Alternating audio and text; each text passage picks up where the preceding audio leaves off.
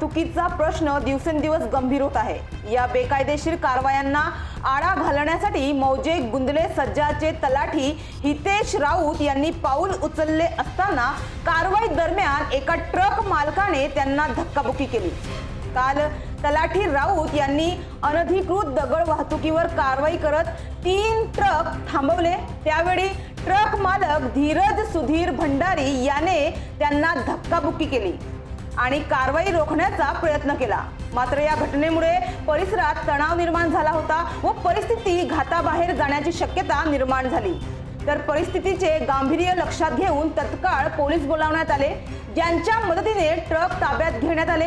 मिळालेल्या माहितीनुसार या प्रकरणी भारतीय न्याय संहिता BNS 2023 नुसार कलम 132, 121, 115, 352, 315 2 अंतर्गत गुन्हे दाखल करण्यात आले आहेत।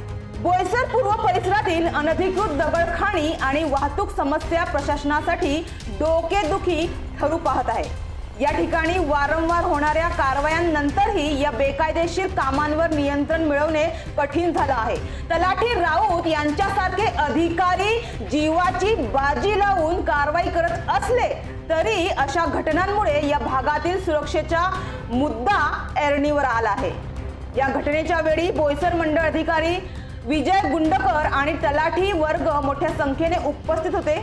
अनधिकृत दगड वाहतुकीवर कोणत्याही प्रकारची तडजोड होणार नाही, दोषींना कठोर शिक्षा होईल असा इशारा मंडळ अधिकारी विजय गुंडकर यांनी यावेळी दिला आहे। तर अनधिकृत दगड वाहतुकीमुळे पर्यावरणाची मोठी हानी होत असून स्थानिकांच्या जीवितालाही धोका निर्माण झाला आहे।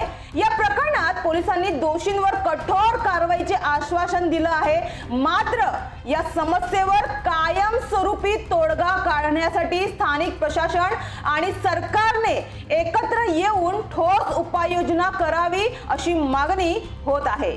अनधिकृत खाण व वाहतूक थांबवण्यासाठी सरकारने त्वरित कठोर पावले उचलावी अशी अपेक्षा महसूल विभागाच्या संघटनांकडून करण्यात येत आहे।